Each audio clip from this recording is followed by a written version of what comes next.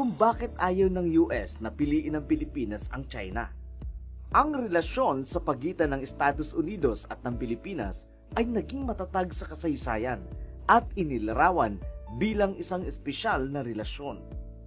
Ang Pilipinas ay isa sa pinakamatandang Asian partners ng United States at isang mahalagang pangunahing kaalyado na hindi kasapi ng North Atlantic Treaty Organization o NATO.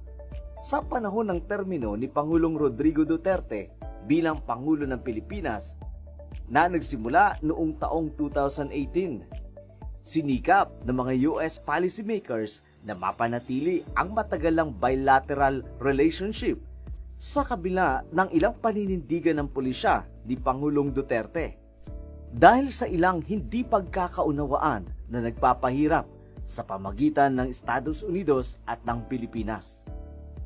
Maraming